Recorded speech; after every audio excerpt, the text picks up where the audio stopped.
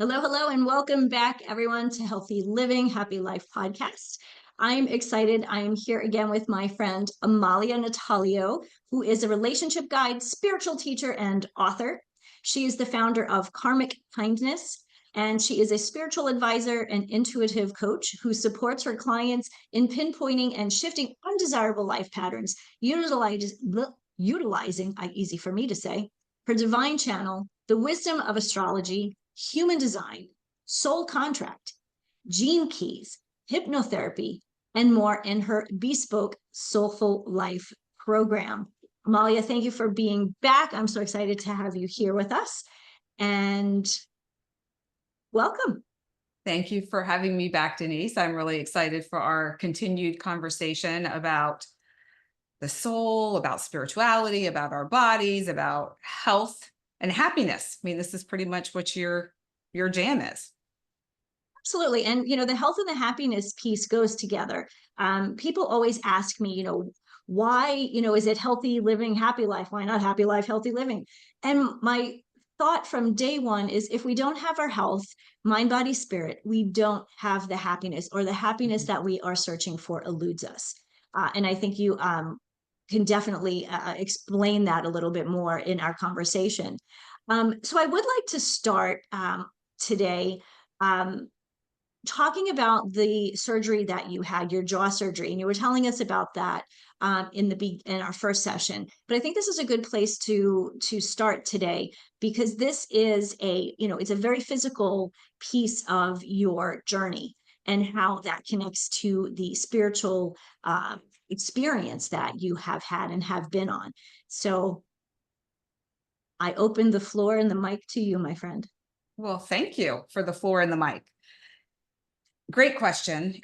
It was a huge catalyst for me, and I actually wrote about this in my upcoming book, We to Me: A Story of Love, Loss, and Liberation, which I'll make sure I give you the info on that so folks can check that out if they're interested. The jaw surgery that I had, just to remind folks who didn't hear the first episode, or maybe it's been a little while and they happened upon this one. I had a 9-hour jaw surgery. I was in the hospital for 4 days. I was unable to eat anything other than pureed food through a syringe that I would put in the back of my mouth. My jaw was wired shut, and I was not really able to get back to life as normal for about a year. And even then I had limited use of my jaw. It was a traumatic time, but also a catalyzing time, because it pushed me outside of my comfort zone. It forced me to be still and be with myself, which to me is a spiritual moment, a spiritual experience in general. How often do we actually sit in the stillness of ourselves when we're not forced, like I was? I was Rarely. forced. And that really allowed me to get to a place of understanding around that little voice that was inside of me, prompting me and urging me ever so gently towards the path of starting Karmic Kindness, my business, which at the time was a jewelry business.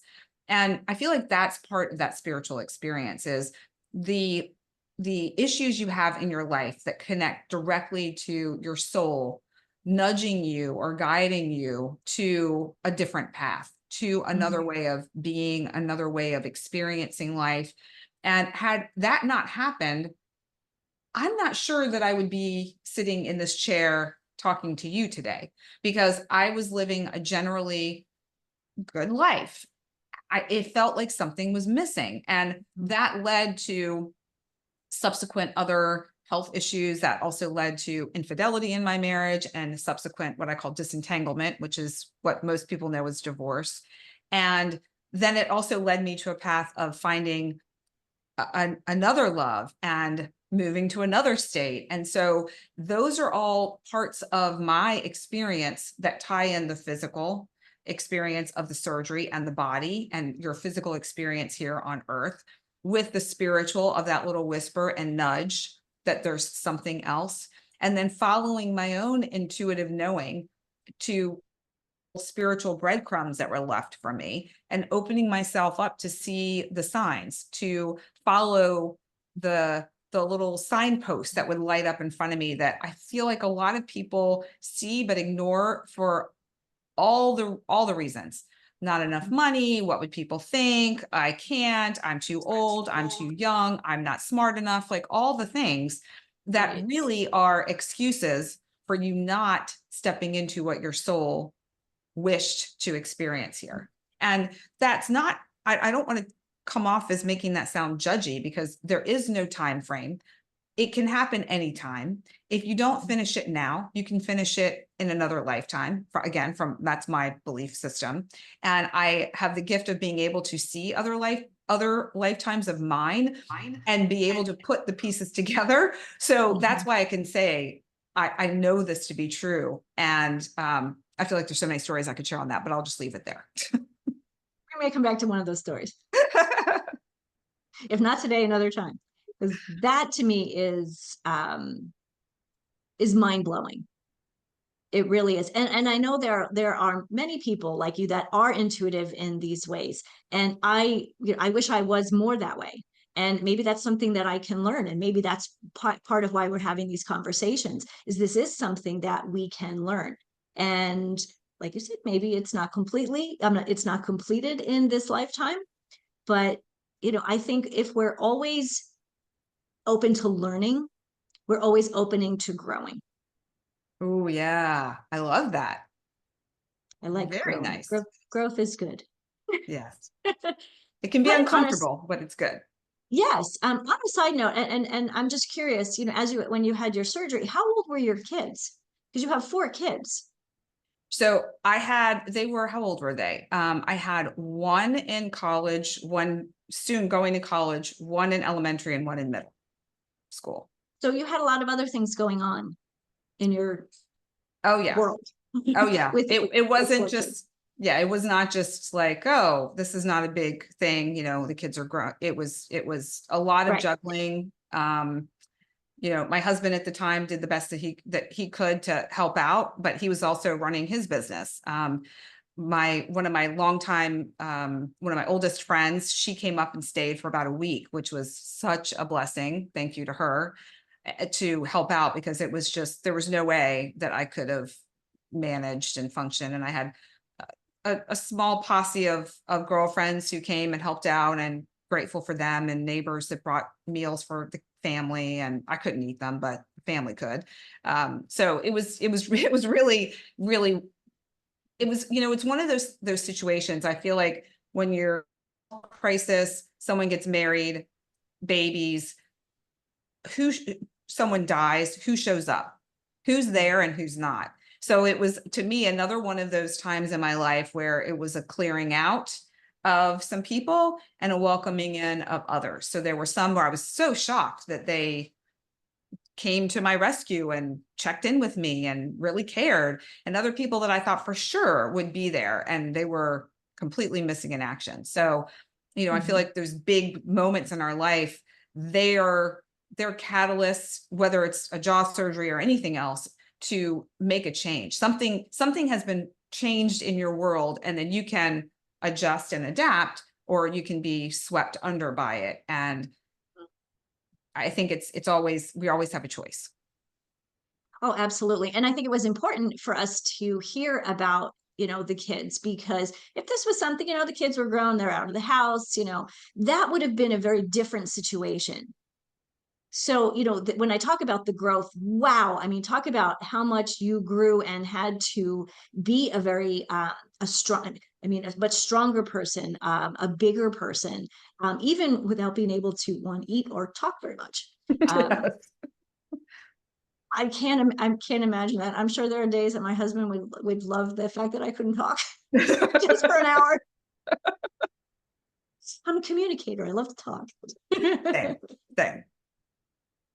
So I guess I'm still so intrigued by like how all of these pieces and how beautiful it is, like you just said, people came who you may not have expected, and other people, and it's so true in life. And that's really where I see, that people come, the reason, season, lifetime type of Yes. friends.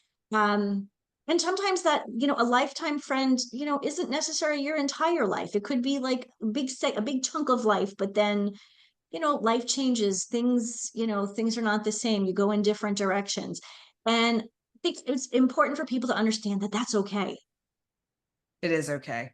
I feel like there's Mhm. a lot of pressure put on us as a society and a culture, at least in the US, that we have to have friends forever and we have to stay married forever. And it's this lifelong commitment, even though divorce rates are pretty high. About 50% of people who get married get divorced. And of those, there's a pretty large percentage of couples that divorce because of infidelity in the marriage. So there's a breakdown somewhere along the way. And listen, I'm a huge advocate of people, souls that find each other again and they stay together for a lifetime, and they have challenge, they have struggle, they work through it, and they find a way to happiness with one another. Mhm. All for that. I'm not anti-marriage. I am I would married. say you're married. I am married. However, I also don't necessarily believe in the fact that everyone is destined to be married for the duration of their life. Mhm. And I feel like that people similar to friends in marriages, they come in for a season, and that's perfect. The Mhm. one thing that really breaks my heart and was so important in my disentanglement story from my first husband was to make it as amicable and as easeful as possible for our kids. Mhm. One of my biggest goals was that I never wanted our children to feel like they could not invite their father and me to an event, to a Mhm. graduation, a birthday party, a baby being born, anything, a marriage. It's like that. I've just that to me would be that was just not acceptable. So I was going to do everything I could to make sure that Mhm. that was not the scenario. I feel like when you get into the finger pointing and the blame game, and listen, with my marriage, there was to my first husband, there was infidelity, and so that's an easy finger towards him. Absolutely. He's Mhm. a jerk. And there's so many things, so many factors at play that led to that. Mhm. And I would say the majority of situations where there is infidelity, there's some breakdown in the relationship somewhere for somebody else to find a way to enter. And so I had to really take responsibility for my part in the relationship, in our marriage. And that doesn't Mhm. excuse what happened by any stretch, but it also made me responsible 100% for me, and that Mhm. meant that he was 100% responsible for him. And I think for me, being able to take the pressure off and be like, I want it equal, that made it equal. I was able to go, okay, you're responsible for you. I'm responsible for me. This is how I'm Mhm. approaching things going forward. And it wasn't easy. It was, even now, Can't imagine. a few Mhm. years later, still have to check in with myself and make sure I'm not defaulting to old beliefs and Mhm. feelings, to be really present with myself and with him, because I really truly love him for being the father of my children and for the 25 years that we had together. However, that part of our agreement, if you will, is complete. I mean, pretty much the way I shared with him when, I was like, I reached my threshold, and I said, I believe our karmic expiry date has come. It was like we had finished what we came to do. We had karmically balanced. And granted, it's not perfect. There's always some nuance to it. And we have these 4 kids. So there's always a connection with us. But it definitely felt like we have an opportunity here to do this differently and to not be in a Mm. place Yeah. where there is contention and Right. and negativity and just that Mhm. toxicity that often happens when there's divorce. Not always. I'm seeing more and Right. more people are coming through these disentanglement processes with a friendship intact, or at least being Mhm. able to be together in a social situation without wanting to rip each other's head off, which I say more power to you. That is fantastic. I think it's really important because, you said, you guys have got 4 kids together. And so, married or not, you're still part of a family, the units changed, the dynamics have changed, but you're still family. Yes. And I think it's such honestly, it's a very mature way of looking at it. And I think most of the people that I know that have gone through disentanglement, there there was a level of immaturity that was so blatant. And I think that's a lot of the finger pointing and the blame game. Um, Usually what I've seen, and I'm thinking of two different situations. One person kind of got to their, to their threshold and said, this is where we are. We've tried this, and we need to do something different. Hmm. And the other one was more, just I'm just not happy. And wasn't the conversation. So, one was a more mature situation, conversation. And the other one just was, nope, I want to do something different. And that's fine. I mean, they made their choices. But I think especially when kids are involved, there you have to think of them and be the, I hate to say the bigger, better person, but be the best person you can be, for everyone else. And you're included in that, Oh, because yeah. that actually was such a big thing for you, but to be able to, stand in your ground and who you are and what you wanted. Well, and that's where this work, the spiritual work, is a huge part of that journey, because I was so finger pointing and blaming for a while, for sure. I was really, Understandable. yes, yeah. So I'm not sitting over here like, first of all, like an angel. I did nothing wrong. And I'm also not spiritually bypassing or just going, oh, everything is rainbows and unicorns and Shangri-La. No, there was anger, and there was pain, and there was hurt, and there was torment, and there were all the feelings that you would expect when infidelity is part of the story. For me personally, going into Sure. the self-worth and the all of it, it sucked. Bottom line, it was not a good time. And from that, I liken it to, and I share this, often, is that it was a trifecta of my marriage falling apart. We were having issues with one of our kids, and my father was transitioning from the physical to the spiritual plane. And I was feeling like I was literally drowning, and I could Yeah. barely come up for air. And I reached the bottom of the ocean. My toes were finally able to touch, and I was able to push up, get a breath of air. And that's when I realized I need to do something different. I need to approach this differently. I need to stop wallowing in all of these things that are going wrong. And you and I were talking about this earlier, Mhm. the perspective of all these things in life are happening to me versus all of these things in life are happening for me to see what is available for me, which is beyond what I see right now. Right. And that was a big piece of the opening for me, because I began to look around and search for solutions versus getting caught up in the story of all the woe is me. And when that happened, I started to find teachers and new people that would come into my life that showed me a lot of the work that I do now was inspired by my teacher, Joseph, which also was a surprise. I thought, a man, that's who's going to be my mentor and guide here. Like, he's not going to get this. He was amazing. And it was beautiful because he had his own, I had the male wounding, the masculine wounding, and he had female wounding. And we were literally healing each other in session and It's giving almost each, yin and yang. yes. And I still work with him to this day. So even the mentor and guide needs a mentor and guide. And Absolutely. yeah. Absolutely. I mean, I always think of that as like, the ninja, not the ninja warrior, I love Star Wars. So, Luke Skywalker and the Jedis, they had,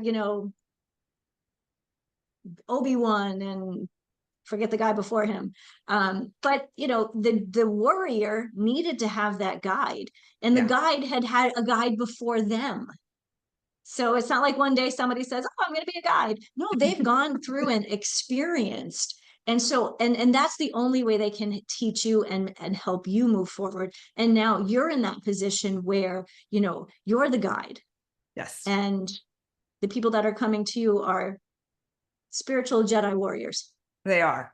They're ready. I see it with anyone that finds me or discovers my work. I know that there's some part of them that's ready to embark on the journey of their spiritual soul self. No question. Mhm. Now, I think we just touched on something important. yeah, It's the being ready part. yes. Because somebody could find you. I mean, if I had found you 5 years ago, I would have been like, I have no idea what she does. What does this mean? I Yes. wasn't ready. Now I read this and I'm like, wow, this is amazing. She does what? Wow, this is cool. I want to know more because I'm in a different place. And so I think that's important for listeners to know. You may not be completely in this place just yet, but by listening, you're here for a reason. You're listening to this podcast for a reason.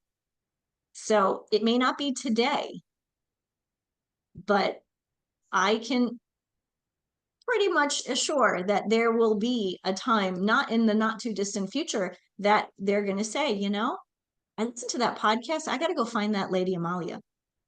And here's the thing. I so agree with you on being ready.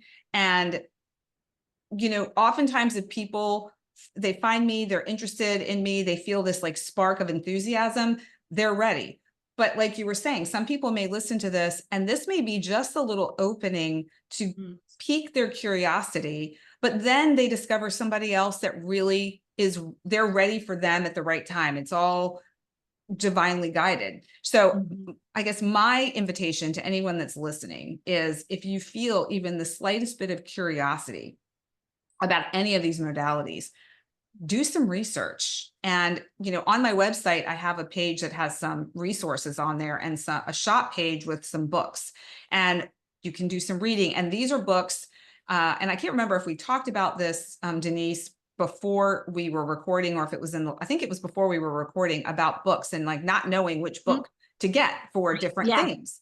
And, I'll break it down for you and show you exactly what books that I would recommend if you're interested in checking out anything about these spiritual sciences, because it's a great launching off point. If you're not quite ready to go into a program, you at least have a place where you can read something that'll cost you maybe $12 versus whatever the program would be. So that's another place that people could start to. I think that's important to have on your website for people to connect there, because you're right. Not everyone's not ready at the same time. And by connecting with you here, looking on your website and going through the resources, and there's some amazing resources here. There's your blog is here. You've got some meditations to download. You have your own podcast. Some of those episodes are on there. So I think it's really fantastic. What you do is amazing. And all of the steps to get people to you is so important, because the people listening obviously can find you, but people are going to find you in different ways. And if a book that you recommend after listening to this podcast, they go on your website and that's a book that you recommend, that's going to bring them one step closer, one, to who they're meant to be, who they want to be, and one step closer to, potentially, working with you to really help them grow. And there's my word, grow again. Yes, grow must be the word for October. And really become that person who they've always dreamed of being, and always felt that, they could be. But for whatever reason, the shame and the guilt, or the being scared, has held them back. I'd like to just add one little nugget to that, and that is learning more about themselves is actually allowing them to express who they actually are. Like they already are that person that they would like to be. They're just having a little bit of a snafu in expressing that part of themselves. And, anyone can discover little bits and pieces of themselves on their own. They don't need me.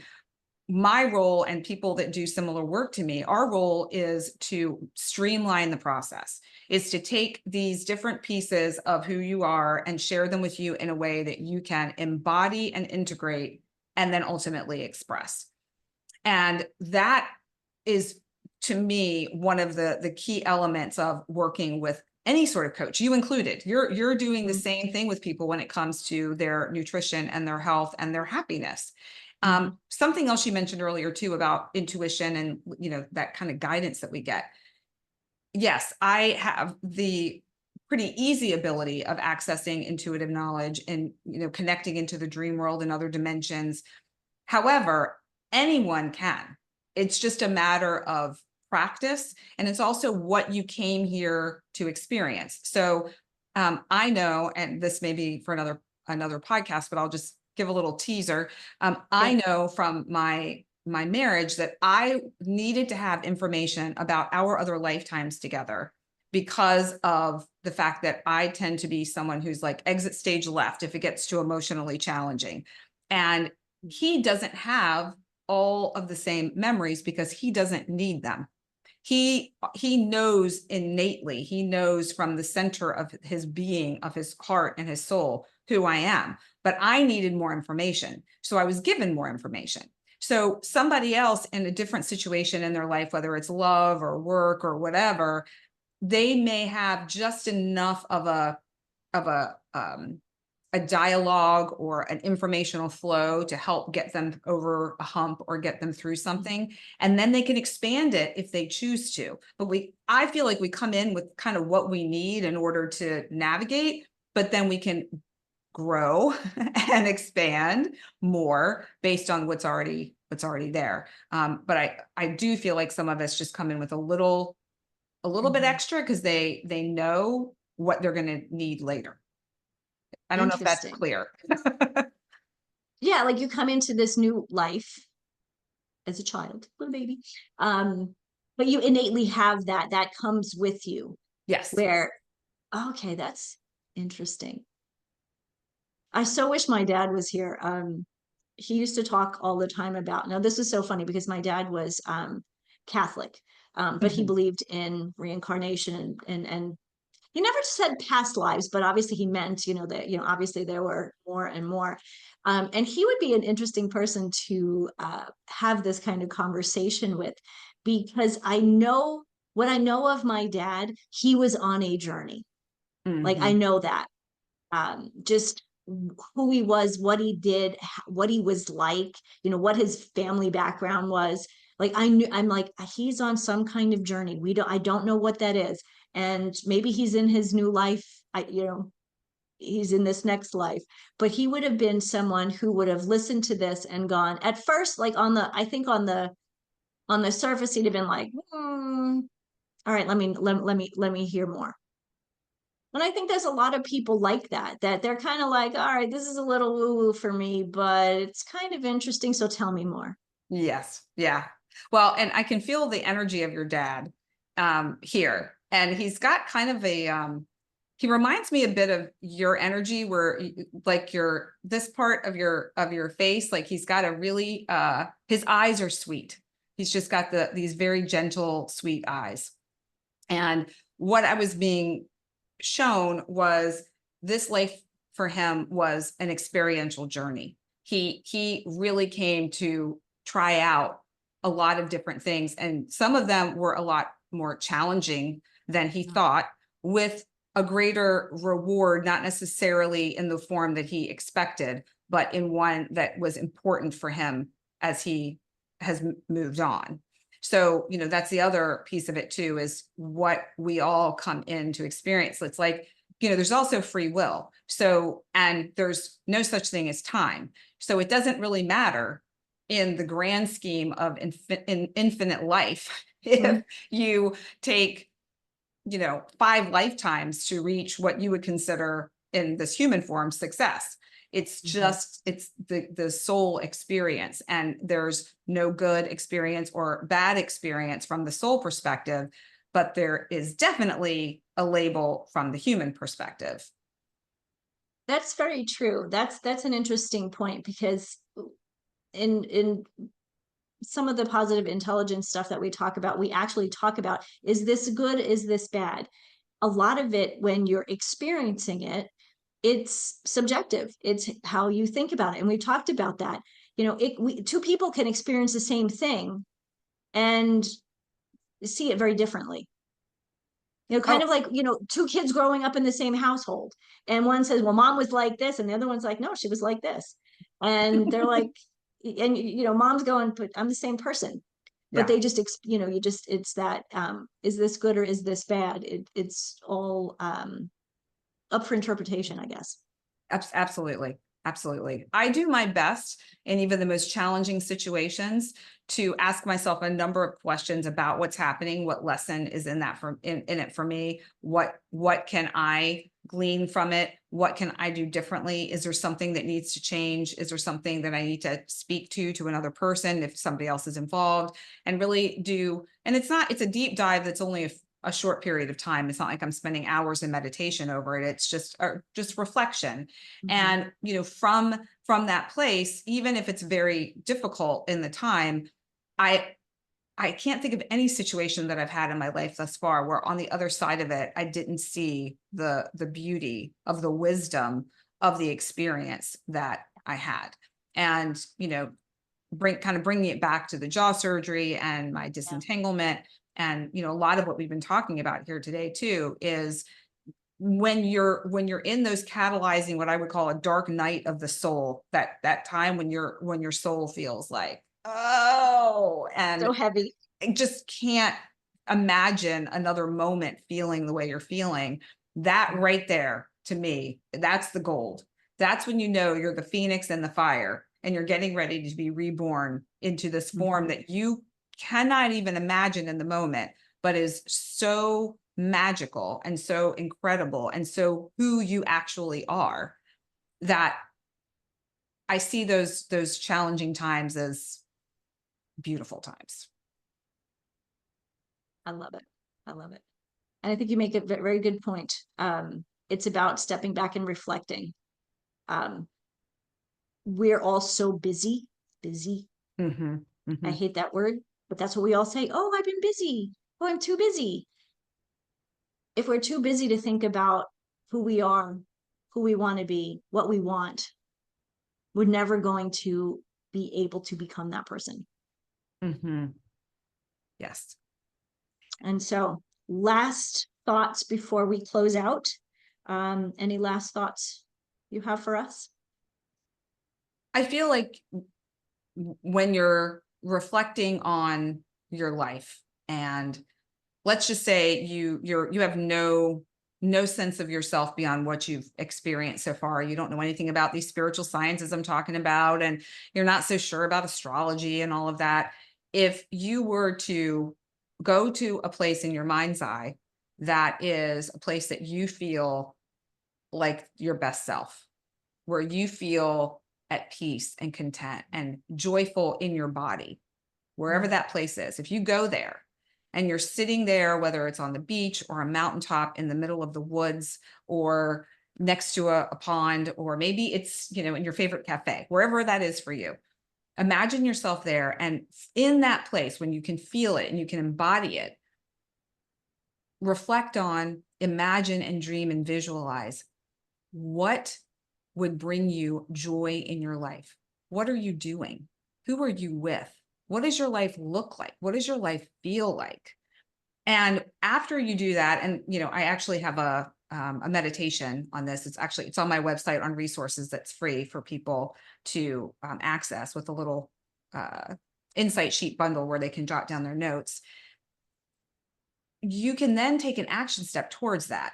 And one small step towards that future that you now have articulated and crafted in your mind, which is now done, by the way. Once you imagine it, it's done. Mhm. It's just the time between the imagining and the lining up with it. I think that's where people get tripped up. And I've fallen in that trap too, trust me, Mhm. plenty of times. And I'm actually in one right now where I'm waiting for the gap to The gap close. to close. Yes. Um, but it's just continuing to stay in that vibration of that vision for yourself. You know, Mhm. people talk about this all the time. It's Yeah. that feeling you have, you know, I mean, when I just described that place that you feel content and Hmm. peaceful, I saw you, Denise. You I went knew where there I and was. you were there. You had Mhm. this, your face changed. Anyone watching the video can go back and see it. I mean, it was like, just like, oh, yeah, yeah. think about that for a second. If you can access it like that, and you're not the only one, anyone that's listening to this could, then just think about if you stay in that state of that feeling, you're going to attract more of that to you. And then that closes the gap a whole lot faster. When there's other people involved, I hear people say this all the time. Well, what about if there's other people involved? It's still the same thing. And they have their own free will choice. But if you're in a vibration that's ready for them and they're ready for you, you will automatically connect with each other. I mean, I was not looking for my current husband. I actually was like, oh my gosh, I'm not ready for this. But there was just no, once the train was on the tracks, it was on the tracks and going. There was nothing I could do. But that's the thing. It's like when you're energetically ready, it happens. And so dream it. And I did dream it. And maybe in another podcast, I'll share a little bit more about how that happened. And it's just, we live in such a magical world that I would love for people to be able to play in a way that is truly aligned with who they are, understand who they are, understand their strengths, understand the karma they came in with, the things, their challenges in a different way, and then be able to live a life that truly is the magical, mystical being that they are. I think that's the title of our next conversation, is the magical world that we live in. Ooh, I love it. You said it. I wrote it down. I love it. Amalia, thank you. It is great talking with you. I love learning and feeling. What I love about this is I really do. I feel when I'm talking with you, and I hope that our listeners get that too. Like, I feel your energy, and I feel myself, wanting to learn more and get excited. And like you said, I knew my happy place, and I think these are the reasons we share these conversations. So thank you. Yes. Thank you, Denise. It's been such a joy to be here with you. Last thing before we go, I want you to tell everyone, how can they find your book? Okay, so my book can be found at we to me, WETO, me.love. And they could also go to karmickindness.com. And there's a tab that says we to me on the homepage, or they could do karmic kindness /we-to-me. So lots of different ways to find the book. Lots of different ways to find that book. Okay, so We to Me, everyone, that's the book that we are going to all go and search for, because it is just going to make life so much different and make changes in your lives that you cannot even imagine right now. So again, Amalia, thank you. Thank you to our listeners. We will be here again. So until next time, I leave you with this: healthy living, happy life. Have a great week, everyone.